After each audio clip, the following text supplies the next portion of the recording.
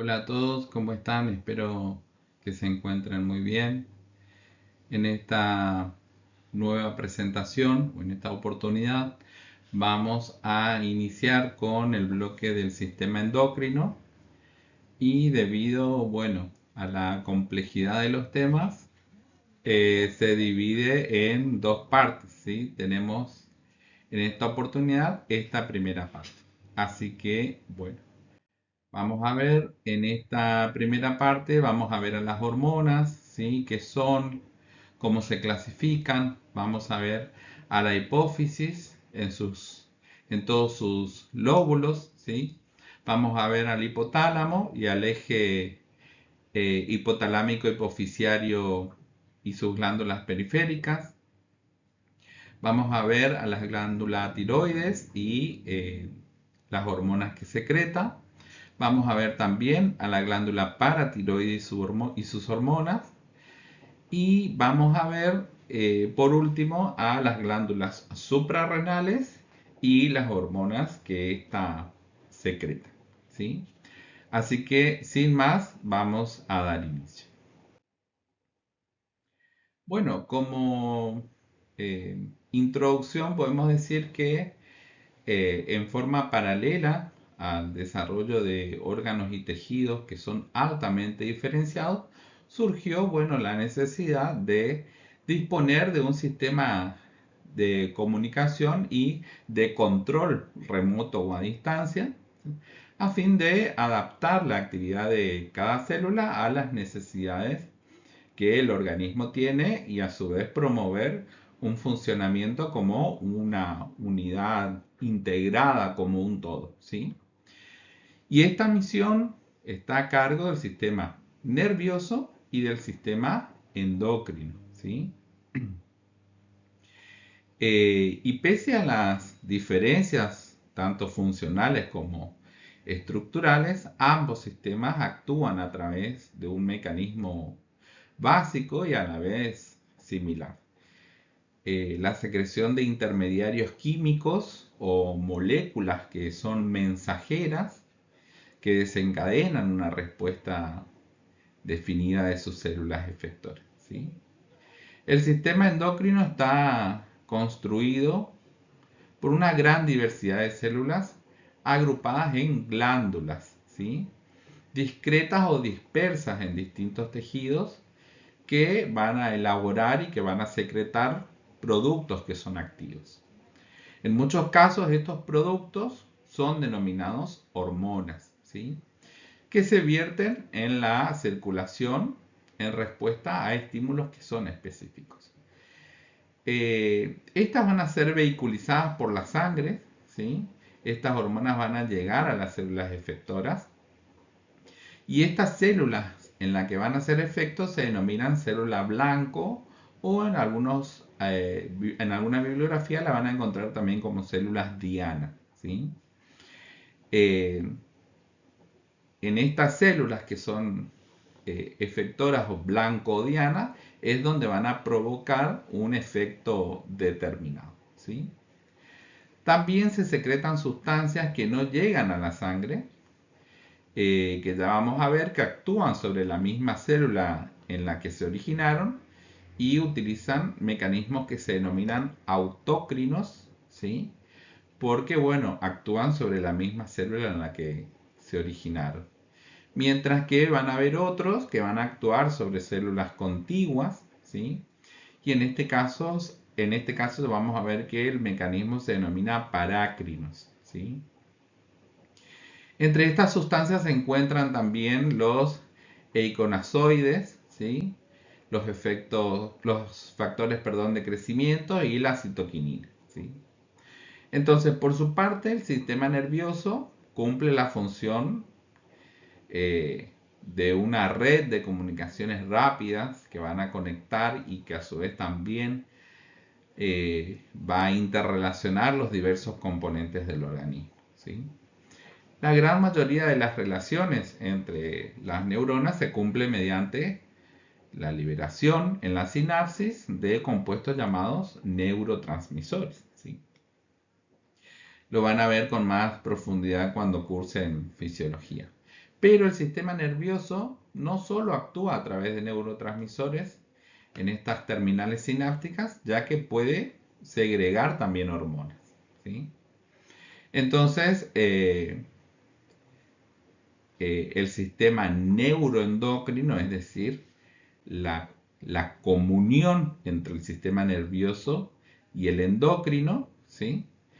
Va a dar el control, ¿sí?, de la secreción de hormonas por células del cerebro y los efectos de esas hormonas sobre funciones del cerebro, ¿sí?, van a ser el tema de estudio de esta neuroendocrinología, ¿sí?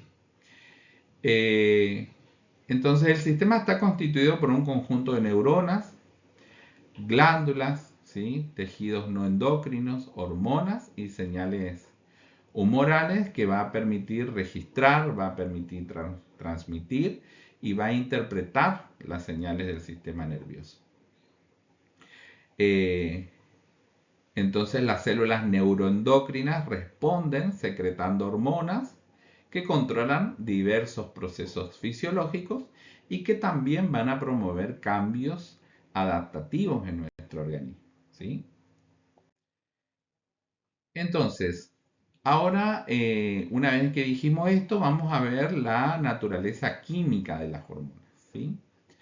Y de acuerdo a esta naturaleza química, las hormonas pueden clasificarse, como ven en la diapositiva, en 5 categorías, ¿sí? La primera de ellas son las esteroides, ¿sí?, que derivan directamente del colesterol. A este grupo pertenecen, vamos a ver, los glucocorticoides, la aldosterona y los andrógenos de la corteza suprarrenal, que ya lo vamos a ver, ¿sí? Los estrógenos y la progesterona del ovario, la testosterona del testículo y, por ejemplo, el metabolito activo de la vitamina D3, ¿sí? Debido a su carácter eh, poco polar, estas hormonas atraviesan con facilidad las membranas celulares, ¿sí? Y en sangre deben transportarse siempre asociadas con proteínas, ¿sí? En este caso, proteínas transportadoras. También tenemos las que son derivadas de aminoácidos y en este grupo se encuentran la adrenalina o la epinefrina y la noradrenalina o la norepinefrina, ¿sí?, que son catecolaminas de la médula suprarrenal, que ya la vamos a ver enseguida. Además, también dentro de este grupo están las hormonas tiroideas, la tiroxina y la triiodotironina, también la vamos a ver, ambas derivadas de la tirosina. Y también dentro de esta se incluye la melatonina de la glándula pineal, ¿sí?, que también enseguida la vamos a ver. Las catecolaminas no solubles en medio acuoso, en sangre, van a circular libre o por ahí débilmente unida a alguna albúmina, ¿sí?, alguna proteína.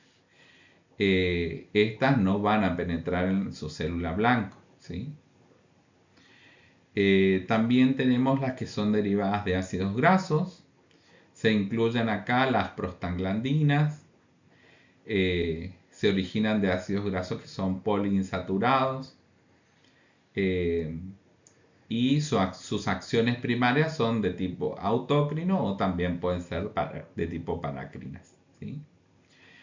Tenemos también las que son derivadas de péptidos. En esta categoría se van a incluir los factores reguladores y las hormonas, por ejemplo, la vasopresina y la oxitocina del hipotálamo, ¿sí? También la adrenocorticotrofina y la hormona melanocitoestimulante de la adenohipófisis. También el glucagón del páncreas, la gastrina, la secretina y otras hormonas del tracto gastrointestinal y también la calcitonina de la tiroides, ¿sí? Parecen nombres súper raros, pero que ya los van a ir familiarizando a medida que avancemos en esta clase. También tenemos a las que son derivadas de proteínas, o que son proteínas, mejor dicho. Por ejemplo, la hormona paratiroidea, ¿sí?, o la paratormona, también lo van a encontrar en alguna bibliografía. Se incluye también acá la insulina producida por el páncreas, la prolactina, la folículo estimulante, la leutinizante, ¿sí? La hormona de crecimiento, la tirotrofina, todas de la adenohipófisis, que ya la vamos a ver, son de naturaleza proteica, ¿sí? Bien, esto en cuanto a su naturaleza química. Vamos a ver los tipos de acciones promovidas por las hormonas. Entonces, bueno, pese a la diversidad de hormonas y a la variedad de respuestas que cada una de ellas suscita en el órgano en el que va a ir a hacer efecto, en el órgano o en la célula blanco o diana, ¿sí? Las acciones pueden agruparse en tres categorías relacionadas con el transporte en membrana, la acción de enzimas presentes en la célula y la síntesis de proteínas, ¿sí? En cuanto a la acción sobre el mecanismo de transporte de membranas celulares, algunas hormonas modifican el flujo de metabolitos o de iones a través de la membrana por su acción sobre sistemas de transporte o de canales iónicos. En cuanto a la modificación de la actividad enzimática, en animales intactos o en tejidos aislados, inmediatamente después del tratamiento con hormonas, se observan cambios en la actividad de determinadas enzimas, ¿sí? Y esta acción es rápida y de carácter transitorio, ¿sí? Se ejerce principalmente a nivel de enzimas regulatorias, cuya actividad van a aumentar o van a disminuir por una modificación covalente, ¿sí? En cuanto a la acción sobre la síntesis de proteínas, muchas hormonas modulan la síntesis de enzimas y otras proteínas. Estas van a actuar predominantemente a nivel del ADN nuclear, regulando el proceso de la transcripción genética, ¿sí? Que la habíamos visto en el bloque anterior. Esta acción requiere más tiempo para manifestarse que la anterior, por ejemplo, que la modificación de la actividad enzimática, y tiene efectos también más, que son más sostenidos en el tiempo, ¿sí? Seguimos. Vamos a ver las propiedades generales de las hormonas. Vamos a ver la actividad, la vía media, la velocidad y el ritmo de secreción y la especificidad. En cuanto a la actividad, las hormonas actúan en concentraciones extremadamente pequeñas. Una ínfima cantidad de una hormona puede generar respuestas notablemente intensas, ¿sí? En este sentido se asemejan a los catalizadores biológicos que habíamos visto a las enzimas, ¿sí? Los niveles de hormona en sangre circulante suelen ser extremadamente bajos, ¿sí? De la adrenalina, por ejemplo, fíjense, como para darles un ejemplo, tenemos una concentración de una cucharita, una medida de una cucharita de té disuelta en una piscina olímpica, ¿sí? O sea, fíjense lo ínfimo de las concentraciones. En cuanto a su vida media, debido a su actividad biológica, las hormonas deben degradarse y convertirse en productos inactivos, ¿sí? Porque su acumulación en el organismo tendría o tiene efectos perjudiciales o perniciosos, ¿sí? El tiempo promedio de duración de las hormonas varía en realidad de una a otra y puede oscilar entre pocos segundos hasta días, ¿sí? En cuanto a la velocidad y al ritmo de secreción, en general, no se trata de un proceso eh, uniforme y sostenido, ¿sí? Con frecuencia, la secreción de hormonas responde a los estímulos del ambiente o un estímulo del medio interno, ¿sí? Por ejemplo, fíjense la secreción de la insulina, la promueven los incrementos en la concentración de la glucosa en sangre, ¿sí? O sea que va a aparecer aparece el estímulo con la ingesta de alimentos, ¿sí? La liberación de muchas hormonas presenta variaciones cíclicas, como por ejemplo, la de las gonadotróficas de la hipófisis y las del ovario durante el ciclo sexual femenino, ¿sí? O, por ejemplo, de las esteroideas de la corteza adrenal durante cada periodo de 24 horas y que tiene relación con las variaciones del ritmo circadiano, ¿sí? En cuanto a su especificidad, bueno, una de las propiedades más notables eh, de las hormonas consiste en la gran especificidad de su acción. Una hormona determinada solo va a actuar sobre las células que constituyen su blanco, ¿sí? Su objetivo o su célula diana, ¿sí? Eh, la hormona se vierte a la circulación general y va a alcanzar a todos los tejidos, pero sin embargo la acción, ¿sí? Se la va a ejercer únicamente a nivel de un número limitado de células en las cuales va a provocar un tipo definido de respuesta, ¿sí? Bien, seguimos. Vamos a hablar de la señalización, que ya lo nombramos así rápidamente en la introducción.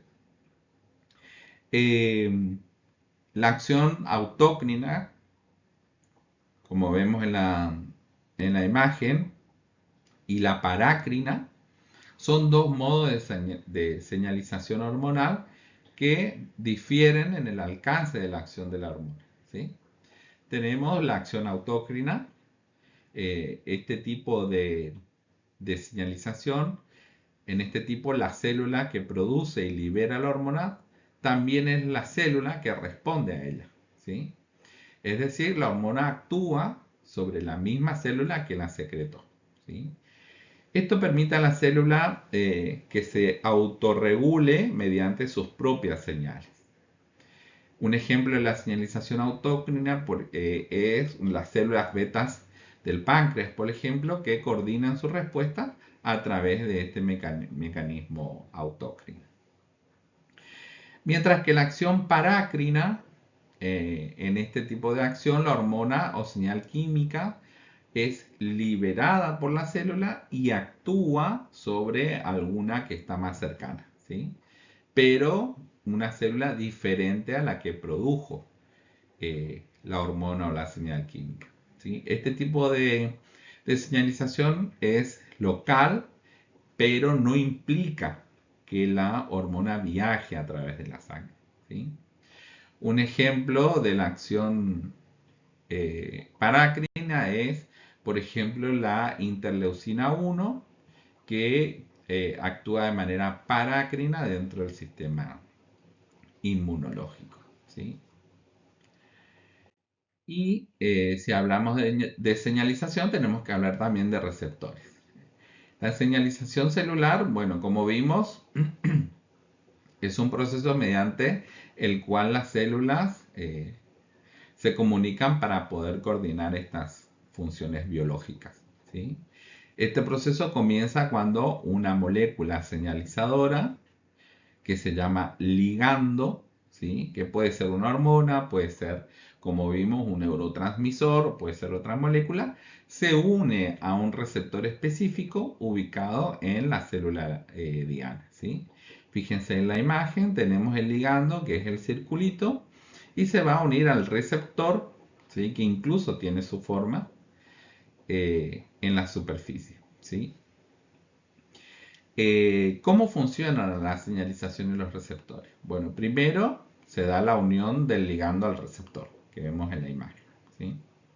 Los receptores son proteínas que, como ven en la imagen, puede estar en la membrana plasmática, ¿sí? Que se denominan receptores de superficie, o pueden estar dentro de las células, que es, en ese caso se denominan receptores intracelulares o nucleares, ¿sí? Los ligandos hidrofílicos, es decir, los que son solubles en agua, no pueden atravesar la membrana celular, por lo que sí o sí deben unirse a un receptor en la superficie celular, ¿sí? Como el que vemos en la imagen.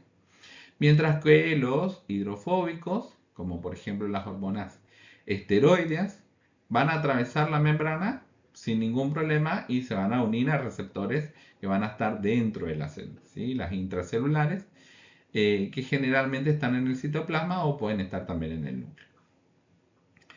El segundo paso es el cambio conformacional y la activación del receptor.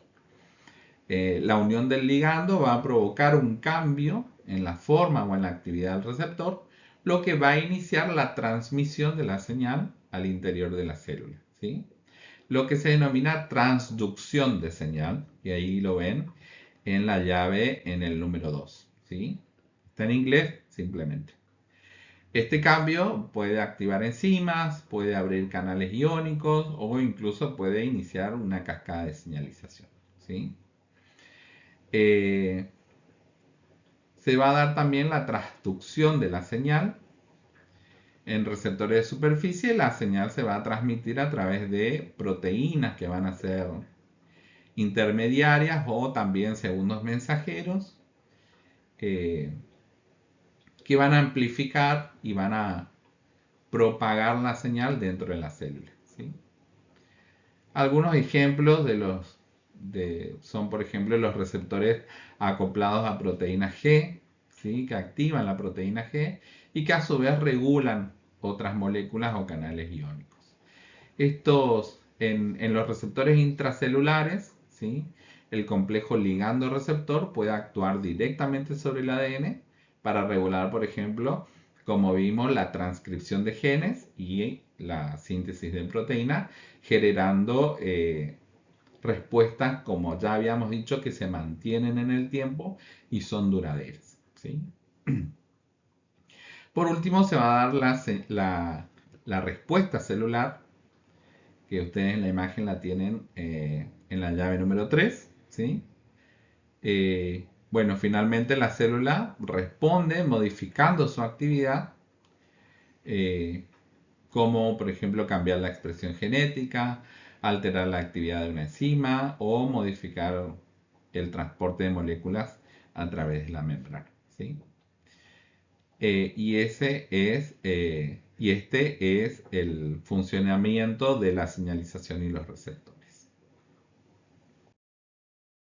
Bien, entonces vamos a empezar a desarrollar las glándulas presentes en nuestro cuerpo en sentido cefalocaudal, es decir, en orden de aparición desde la cabeza hacia los pies, ¿sí? Y la primera glándula con la que nos vamos a encontrar es la glándula hipófisis. La hipófisis la van a encontrar también como el nombre de glándula pituitaria, ¿sí? Así también se la llama. Es una glándula endocrina fundamental ubicada en la base del cerebro, dentro de una cavidad ósea llamada silla turca, ¿sí? Ahí en la imagen puede ver el sitio donde está ubicado. Se encuentra justo debajo del hipotálamo, con el que está conectado por el tallo hipofisiario, ¿sí? Trabajan estrechamente la hipófisis con el hipotálamo. Y aunque la hipófisis es muy pequeña, la bibliografía dice que tiene el tamaño de un guisante, ¿sí? Puede ser de una arveja, ¿sí? Se la conoce como la glándula maestra, a pesar de su pequeño tamaño, ¿sí? Porque esta controla muchas funciones importantes del cuerpo a través de la producción de hormonas. La hipófisis regula la actividad de otras glándulas endocrinas y esto tiene que quedar muy claro, ¿sí? La hipófisis es quien regula la actividad de otras glándulas, como por ejemplo la tiroides, que ya la vamos a ver también, las glándulas suprarrenales, que también la vamos a ver en esta clase, y los ovarios y los testículos, que lo veremos en la clase siguiente. El funcionamiento de la hipófisis, como recién dije, está estrechamente controlado por el hipotálamo, ¿sí? Que, como ustedes saben, es una estructura del cerebro que actúa como centro de control para muchas funciones corporales y que le va a enviar señales a la hipófisis para ajustar la liberación de hormonas según las necesidades del organismo, ¿sí? Como ven en la imagen también, la hipófisis tiene dos partes principales, ¿sí? Una es la adenohipófisis o lóbulo anterior, ¿sí? Esta produce y libera la mayoría de las hormonas hipofisiarias. Y después tenemos la neurohipófisis o lóbulo posterior, ¿sí? Este lóbulo almacena y libera hormonas producidas en el hipotálamo, ¿tá?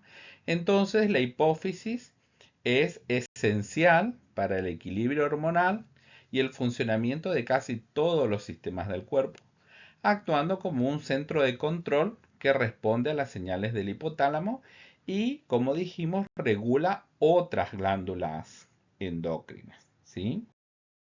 Entonces, ¿cómo se relacionan el hipotálamo y la hipófisis? O lo que es lo mismo, la hipófisis y el hipotálamo. Bueno, el hipotálamo recibe información de todo el sistema nervioso y según las necesidades del cuerpo envía señales a la hipófisis para que ésta libere o detenga la liberación de hormonas, ¿sí? Para esto existen dos vías principales de comunicación. Una es la vía sanguínea y la otra es la vía nerviosa, ¿sí? Eh, por la vía sanguínea se denomina sistema porta-hipofisiario, ¿sí?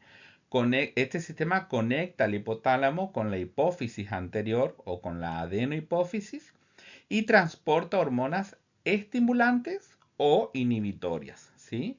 Cualquiera de las dos que van a regular la producción de hormonas en esta parte de la hipófisis, ¿sí? En el lóbulo anterior.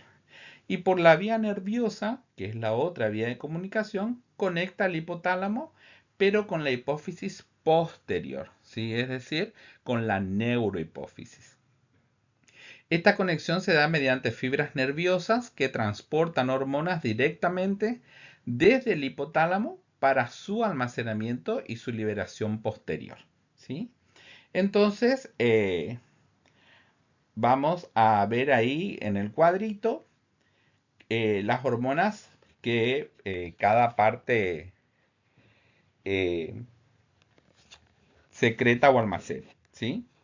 Entonces, como ven en el cuadro, tenemos en la adenohipófisis o lóbulo anterior, las hormonas principales son la hormona del crecimiento, ¿sí? Que la van a ver abreviada como GH, y la función principal es la del crecimiento y el desarrollo de nuestro cuerpo, ¿sí?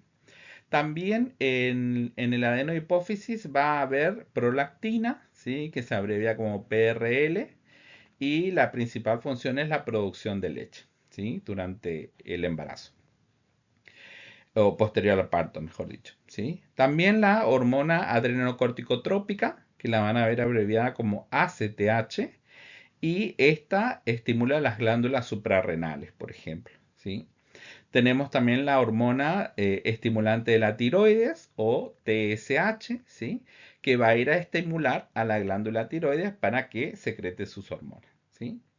Después también tenemos en la adenohipófisis a la hormona folículo estimulante, que la van a ver abreviada como FSH, y junto con la hormona leutinizante, que la ven abreviada como LH, van a ir a controlar, ¿sí? Las hormonas de los ovarios y los testículos, ¿sí?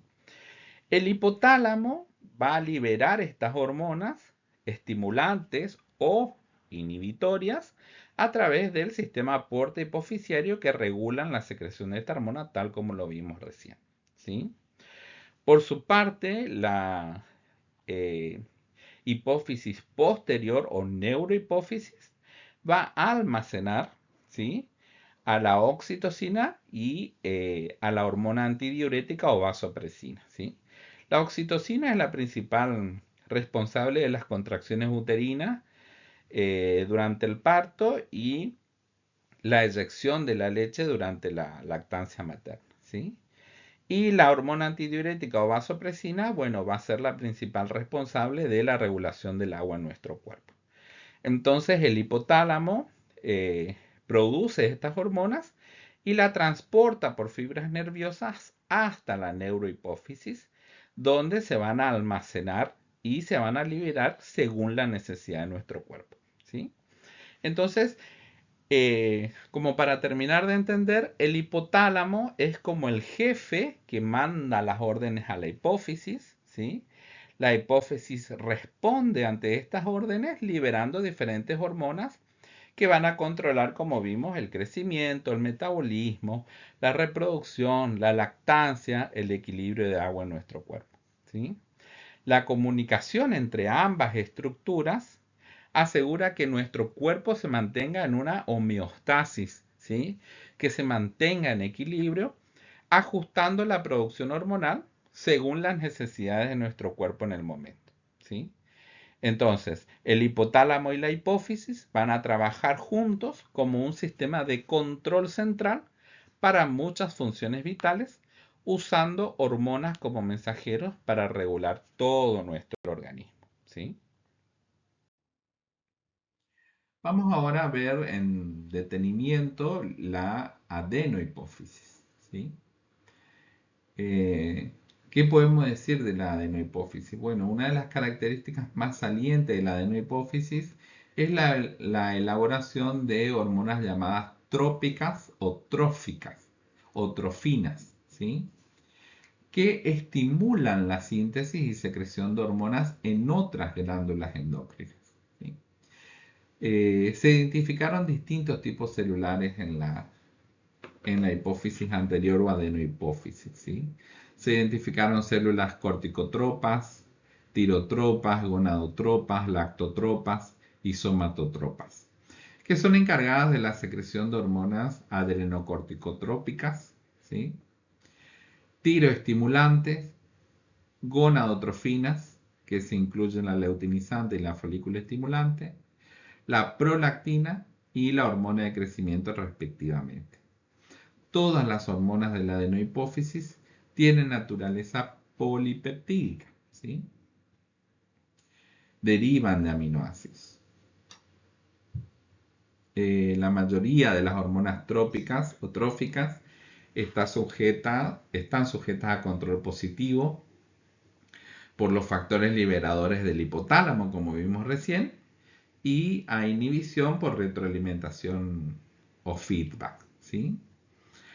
La concentración en sangre del producto hormonal de la glándula estimulada regula la secreción de la atrofina correspondiente, actuando a nivel de la hipófisis o del hipotálamo, ¿sí? Entonces, un aumento en la concentración plasmática de esteroides sexuales, de glucocorticoides o de tiroxina va a inhibir la liberación de gonadotrofina, corticotrofina u hormona tiroestimulante respectivamente, ¿sí?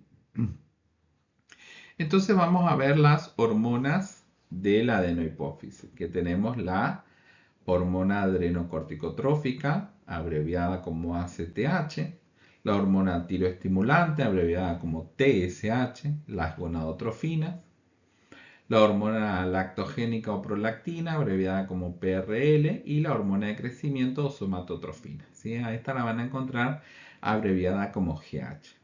Es importante que vayan familiarizándose con los nombres y sus abreviaciones, ¿sí? De manera que puedan identificar de qué hormona estamos hablando. Vamos a empezar por la adrenocorticotrófica, ¿sí? La ACTH. Bueno, es una hormona polipeptídica compuesta por 39 aminoácidos, producida y secretada por la hipófisis anterior o adenohipófisis, en respuesta a la hormona liberadora de la corticotrofina, ¿sí? Que la habíamos visto, que se abrevia como CRH, que proviene del hipotálamo, ¿sí? Que era el regulador. Su función principal es estimular a la corteza suprarrenal para que produzca y libere glucocorticoides, que ya lo vamos a ver, especialmente cortisol y también algunos andrógenos, ¿sí? O los andrógenos, mejor dicho, y en menor medida mineralocorticoides, ¿sí? Tiene como función estimular la síntesis y la liberación del cortisol, que se va a liberar en presencia, por ejemplo, de estrés, ¿sí? Este también va a regular el metabolismo, va a regular la presión arterial y va a regular la respuesta inmunitaria.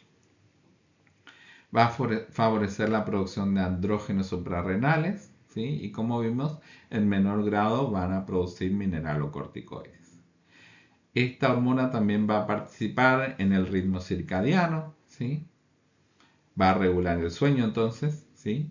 Con niveles máximos por la mañana y mínimos durante la noche.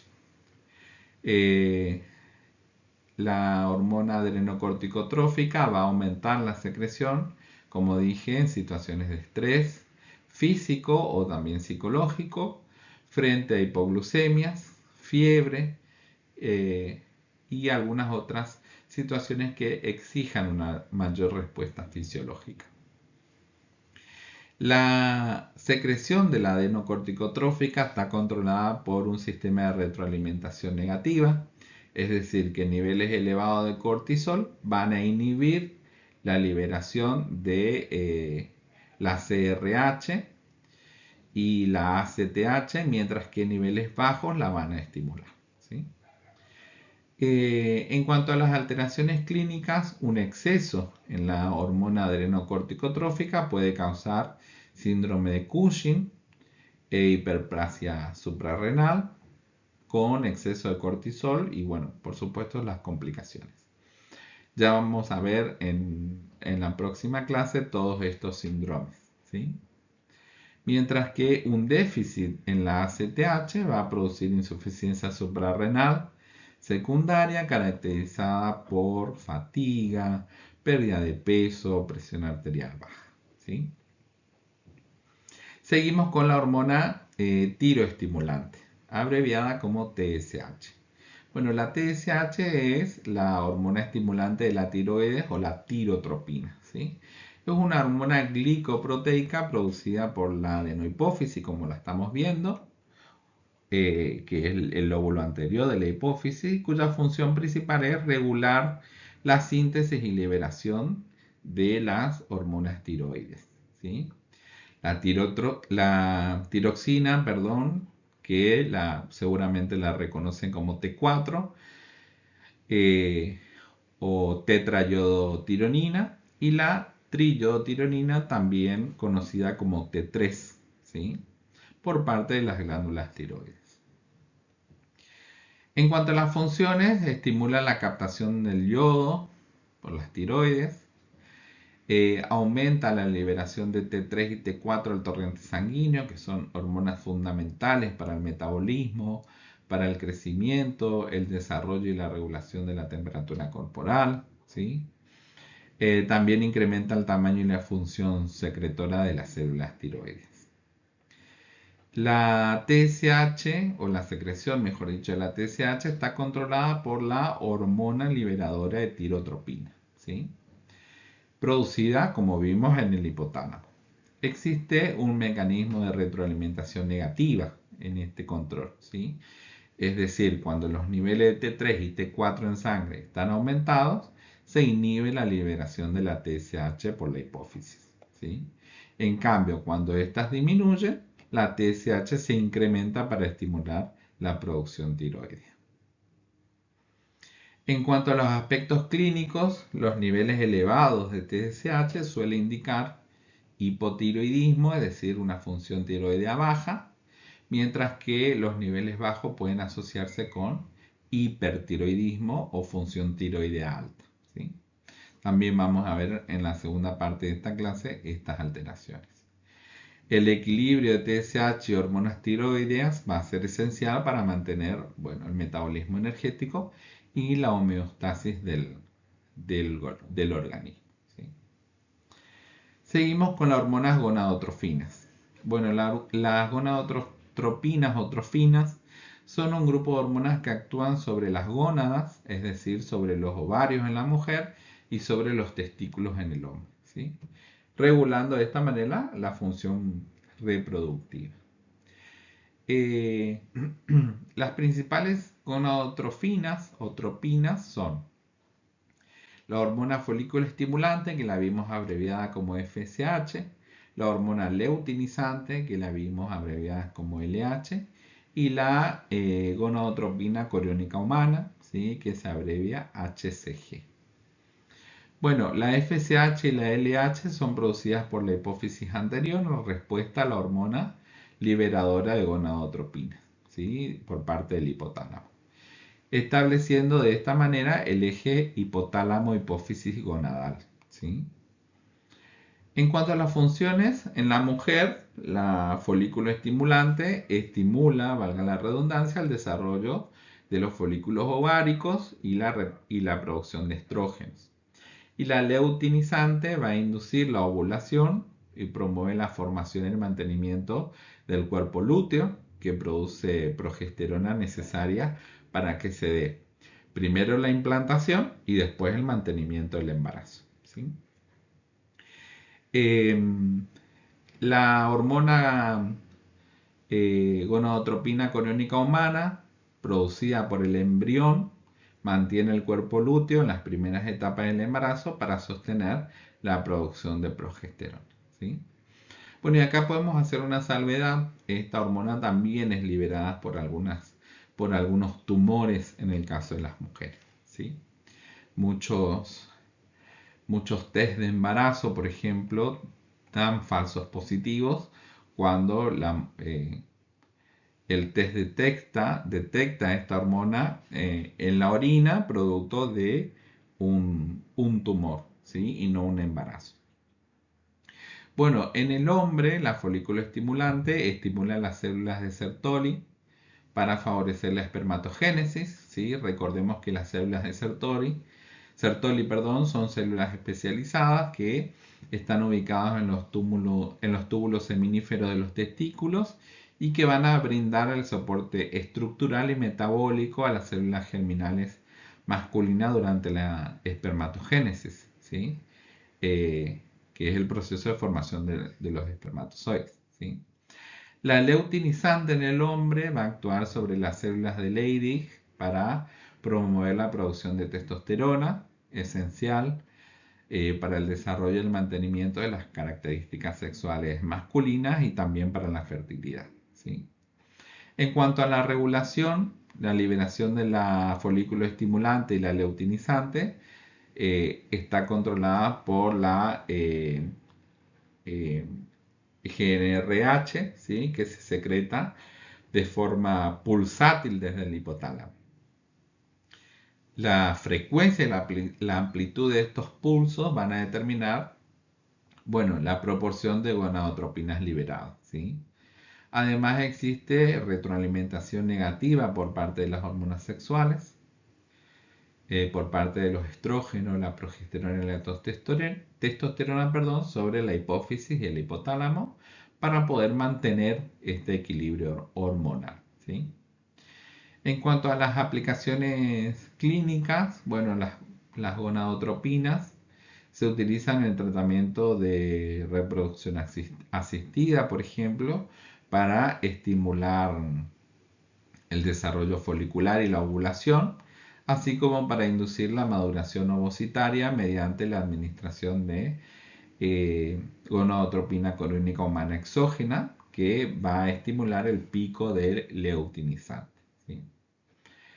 Las gonadotropinas son hormonas clave para la regulación del ciclo reproductivo y la fertilidad en ambos sexos, ¿sí? Actuando a través de un sistema hormonal complejo que involucra, como dijimos, el hipotálamo, la hipófisis y la gónada, constituyendo de esta manera el eje hipotalámico hipofisiario gonadal, ¿sí? Seguimos con la hormona lactogénica o prolactina, abreviada como PRL, ¿sí? Esta prolactina, también llamada hormona lactogénica, es una hormona proteica producida y secretada principalmente, bueno, por la adenohipófisis o el óvulo anterior, ¿sí? La función más conocida es estimular el desarrollo de las glándulas mamarias y la producción de leche materna, bueno, después del parto, ¿sí? Bueno, inhibe la ovulación durante la lactancia, ayudando a espaciar los embarazos. Algunas mujeres la utilizan como un método, eh, un método anticonceptivo, ¿sí? Debido a que, bueno, el hecho de amamantar inhibe la ovulación, ¿sí? Pero bueno, no es muy exacto. En otros tejidos la prolactina también tiene efectos, por ejemplo, en el sistema inmunológico, en el metabolismo y en la regulación de la conducta parental, ¿sí? En cuanto a su control inhibidor, bueno, su secreción está principalmente bajo control inhibidor del hipotálamo a través de la dopamina, que actúa como factor inhibidor de la prolactina, ¿sí? Y como estimulante, bueno, es una hormona succión dependiente, ¿sí? ¿Qué quiere decir esto? De que el principal estímulo para su liberación está en la succión del pezón durante la lactancia, ¿sí? El estrés, el sueño y algunos fármacos también pueden aumentar los niveles de la prolactina, ¿sí? En cuanto a las alteraciones clínicas, podemos encontrarnos con una hiperprolactinemia, ¿sí? Que son niveles elevados de prolactina y pueden causar galactorrea, ¿sí? Que es la secreción de leche fuera del embarazo o la lactancia. Eh, Alteraciones menstruales, infertilidad en mujeres, ¿sí? Y disfunción sexual o infertilidad también en hombres. Por su parte, la hipoprolactinemia, bueno, es poco común, pero puede asociarse a una insuficiencia hipoficiaria y problemas en la producción de leche, ¿sí? La prolactina es una hormona fundamental para la lactancia y la regulación de la función reproductiva, ¿sí? Con, como vimos, múltiples efectos en el organismo. El control depende principalmente de la dopamina, como vimos, y responde a estímulos fisiológicos como la succión, ¿sí? Y por último tenemos a la hormona de crecimiento, abreviada como GH o también llamada somatotrofina, ¿sí? Bueno, la hormona de crecimiento es una hormona proteica producida y secretada por las células somatotropas de la adenohipófisis, ¿sí? O el lóbulo anterior de la hipófisis, bajo el control del hipotálamo, como vimos, que regula el crecimiento postnatal, el metabolismo y el balance electrolítico.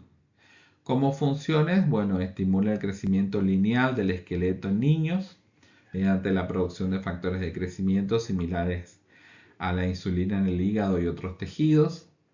Promueve la síntesis de proteínas, la regeneración y reparación de tejidos y la reproducción celular. Aumenta la masa muscular y la densidad ósea y reduce la masa de grasa corporal al estimular la lipólisis, ¿sí? También regula el metabolismo de glucosa y grasas, inhibiendo la captación de glucosa en el músculo y favoreciendo el uso de ácidos grasos como fuente de energía. Bueno, y también influye en la salud general, incluyendo la función cerebral, la piel, el cabello. Eh, la secreción de la hormona de crecimiento es pulsátil y está regulada por dos hormonas hipotalámicas, como vimos, la hormona liberadora de hormona de crecimiento, que estimula su liberación, y la somatostatina, que la va a inhibir, ¿sí? Se pueden dar trastornos relacionados con el déficit y el exceso de esta hormona. En cuanto al déficit de hormona del crecimiento, en niños provoca, bueno, talla baja, crecimiento lento, retraso en el desarrollo, ¿sí? Mientras que en adultos se asocia con una disminución de masa muscular, aumento de grasa corporal, menor densidad ósea, problemas metabólicos, además de afectar el bienestar psicológico y aumentar el riesgo cardiovascular. Por otra parte, el exceso, ¿sí?, en niños va a causar gigantismo, y ya lo vamos a ver también en la segunda parte de esta clase, que tiene relación con el crecimiento excesivo, longitudinal y desproporcionado, ¿sí? Y en adultos va a causar acromegalia, que es una situación caracterizada por un ensanchamiento, por ejemplo, de manos, de pies, las facciones de la cara se ensanchan hacia los lados, ¿sí?, junto, por supuesto, con complicaciones metabólicas, ¿sí? Tiene usos terapéuticos, la hormona de crecimiento recombinante, ¿sí?, la somatotropina. La somatropina, perdón, se utiliza en la terapia sustitutiva para tratar las deficiencias de la hormona de crecimiento en niños y adultos, así como en ciertas enfermedades genéticas y condiciones específicas, ¿sí? Eh, bueno, como vimos, la hormona de crecimiento es una hormona clave para el crecimiento físico, para el metabolismo, ¿sí? Con roles importantes en la salud general y el desarrollo humano, bueno, y cuyo equilibrio puede causar diversas enfermedades tratables con terapia hormonal adecuada, ¿sí? Bien, ahora vamos a ver a la neurohipófisis, eh, o lóbulo posterior de la hipófisis, también la van a encontrar así, ¿sí? Que va a secretar dos hormonas, la antidiurética o vasopresina y la oxitocina, ¿sí? Vamos con la primera entonces, la hormona antidiurética o vasopresina es una hormona peptídica producida en el hipotálamo y almacenada en la neurohipófisis para liberarse después a la sangre, ¿sí? Está compuesta por 9 aminoácidos y su función principal es regular el equilibrio hídrico y la presión arterial, ¿sí? Eh, en cuanto a la regulación del equilibrio hídrico, bueno, va a actuar en los túbulos renales, especialmente en la porción final del tubo distal y en los túbulos colectores, promoviendo la reabsorción del agua, ¿sí? Esto va a concentrar la orina y va a reducir su volumen, ayudando a evitar la pérdida excesiva de agua, especialmente en situaciones de deshidratación, ¿sí? En cuanto al control de la presión arterial, va a producir vasoconstricción en los vasos sanguíneos, achicando su luz y aumentando la resistencia vascular periférica, y de esta manera se eleva la presión arterial, ¿sí? Eh, la secreción de la antidiurética o vasopresina va a estar controlada por osmoreceptores en el hipotálamo que detectan cambios en la osmolaridad plasmática y por vasoreceptores que responden a la presión arterial, ¿sí? Entonces, cuando la osmolaridad plasmática aumenta, por ejemplo, en estado de deshidratación, se libera la hormona antidiurética para poder conservar el agua, ¿sí? También se va a liberar en respuesta a la hipotensión, es decir, a una tensión arterial baja, para poder mantener la perfusión de los órganos vitales, ¿sí? Bueno, el déficit de esta hormona puede causar diabetes, eh, caracterizada por la producción excesiva de una orina diluida y una sed intensa, ¿sí? En cambio, el exceso puede provocar el síndrome de secreción inadecuada de hormona antidiurética, que va a llevar a la retención excesiva de agua, la dilución, por ejemplo, del sodio en sangre, causando una hiponatremia y síntomas neurológicos graves como, por ejemplo, confusión, convulsiones o incluso el coma, ¿sí? Entonces, la hormona antidiurética es una hormona clave para la regulación del balance hídrico y la presión arterial, con un papel crucial en la homeostasis o el equilibrio corporal y diversas implicaciones clínicas cuando su secreción esté alterada, ¿sí? Por último, la oxitocina, que es la segunda hormona de la neurohipófisis, es una hormona producida en el hipotálamo y almacenada en la neurohipófisis, conocida principalmente por su participación o acción en el parto y en la lactancia, ¿sí? Durante el trabajo de parto, la oxitocina provoca y mantiene las contracciones uterinas, facilitando la dilatación del cuello y el posterior alumbramiento, ¿sí? Además, es fundamental en la lactancia al inducir la eyección de leche desde las glándulas mamarias, permitiendo que el bebé pueda alimentarse, ¿sí?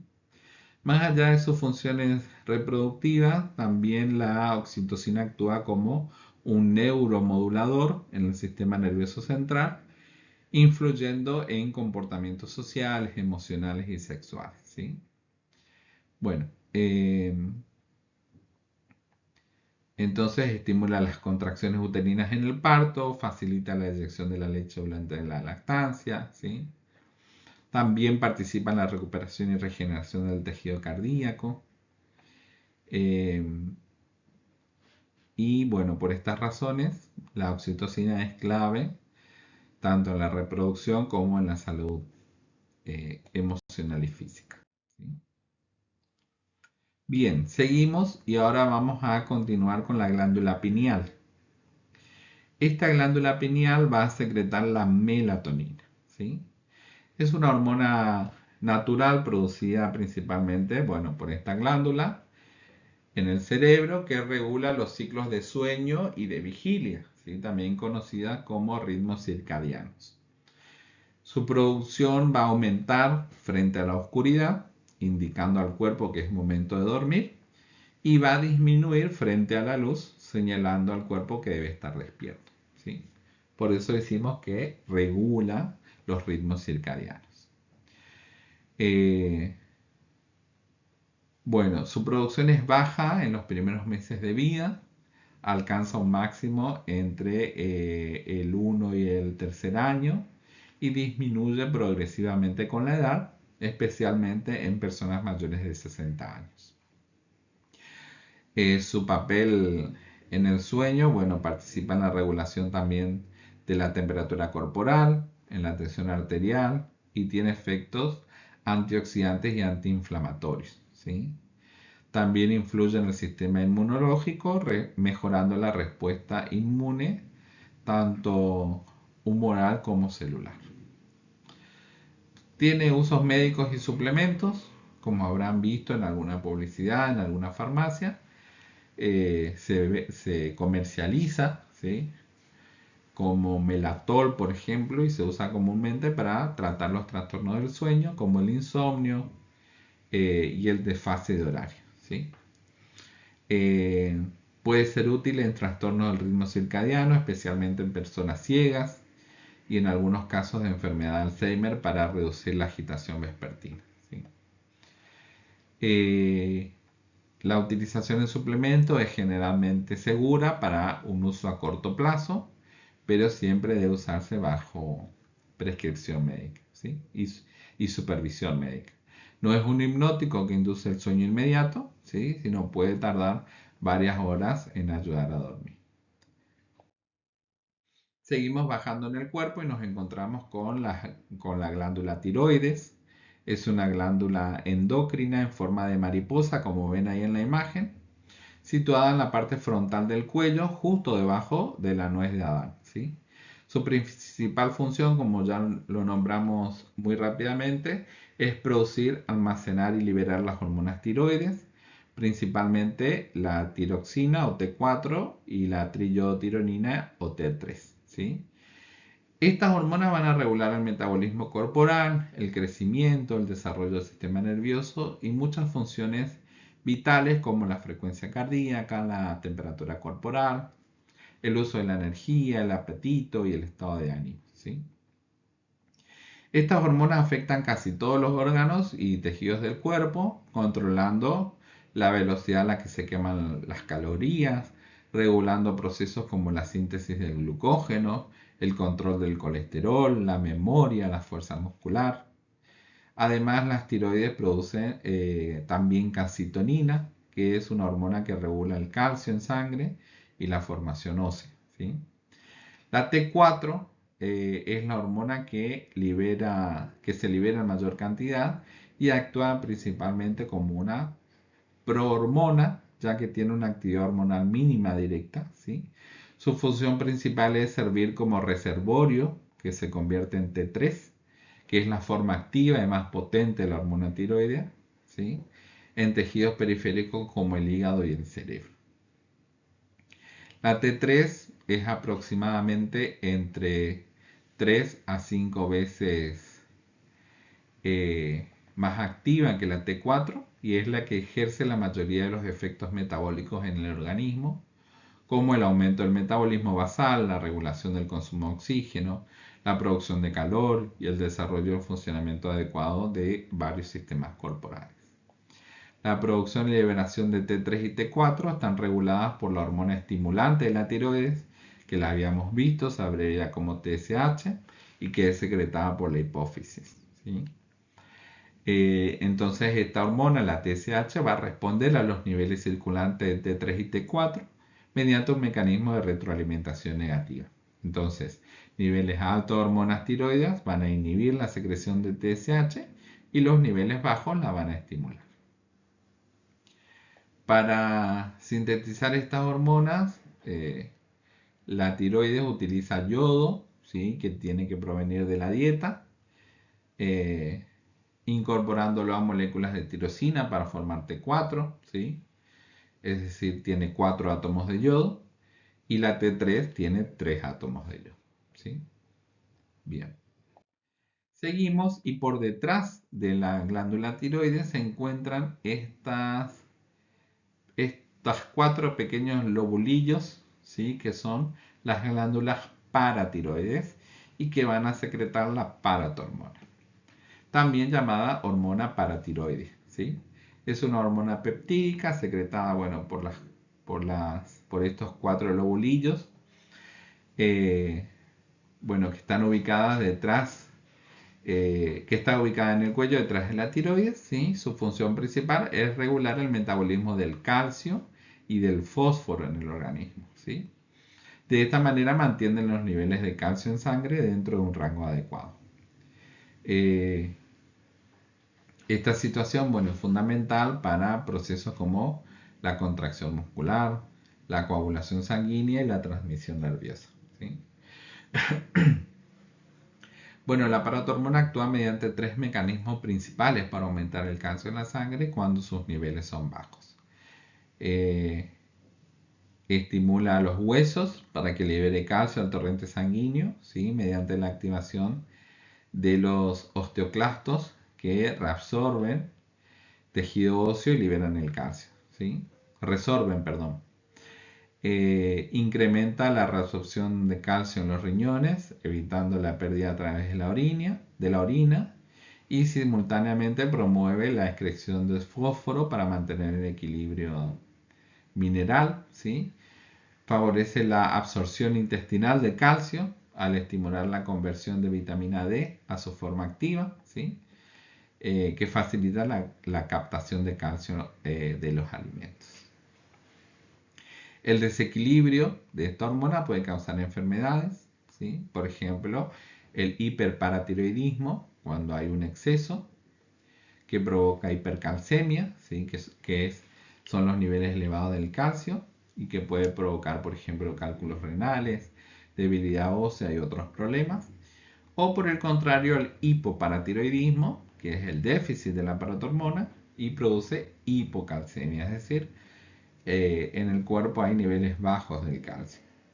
Los síntomas son, bueno, espasmos musculares, hormigueo, ¿sí?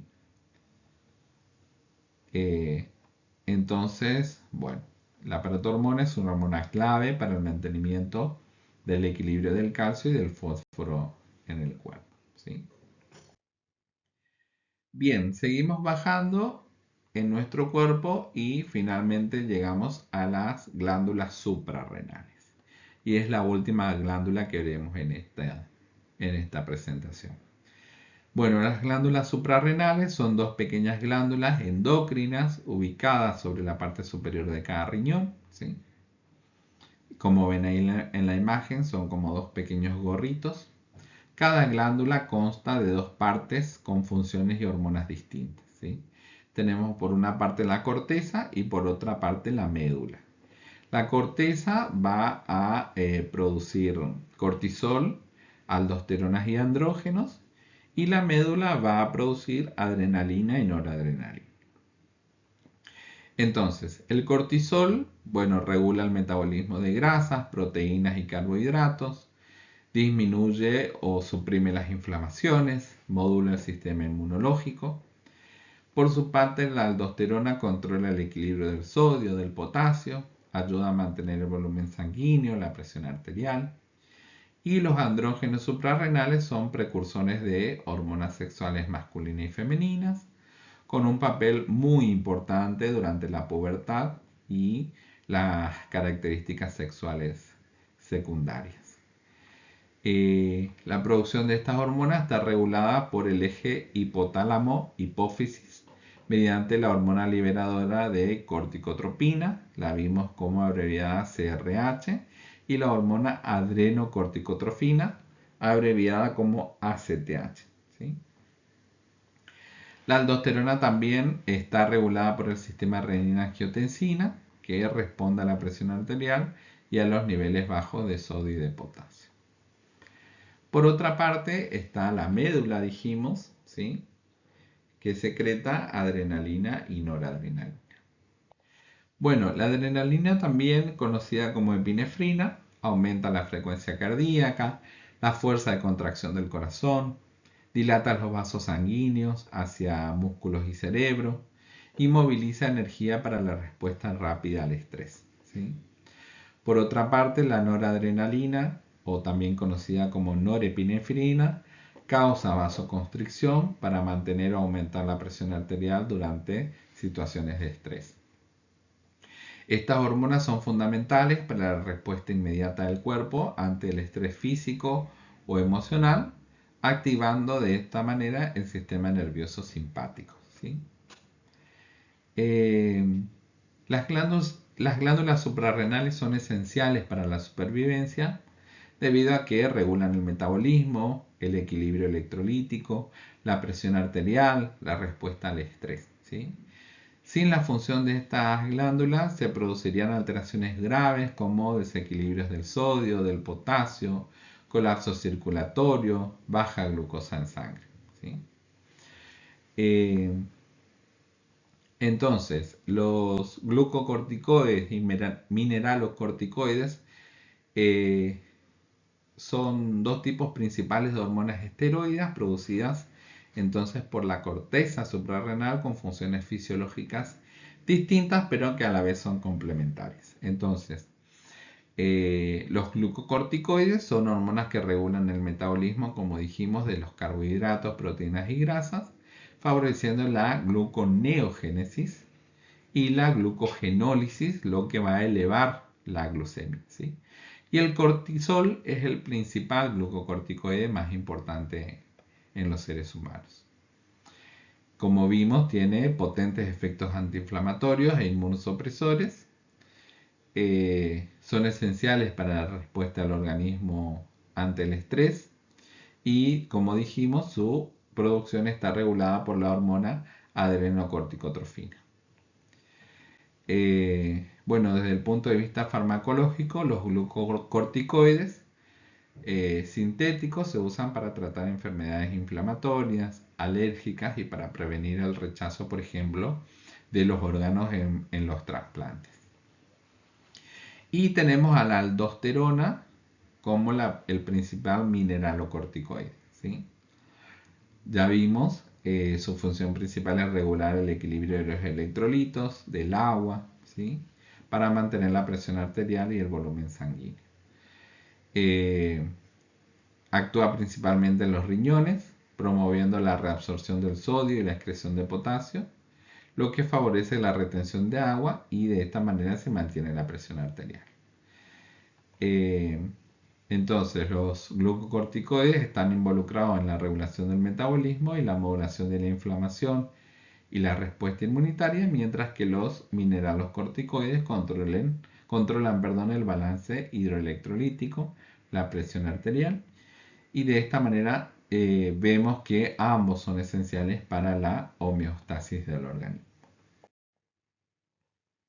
Bien, hasta acá hemos llegado con esta presentación. Aquí les dejo la bibliografía que utilicé para preparar esta clase y cualquier duda que tengan, por favor, anótenlo de manera de poder evacuarlos cuando nos encontremos o bien pueden hacerlo a través del foro permanente de consultas disponible en nuestra aula virtual. Muchas gracias y hasta un próximo encuentro.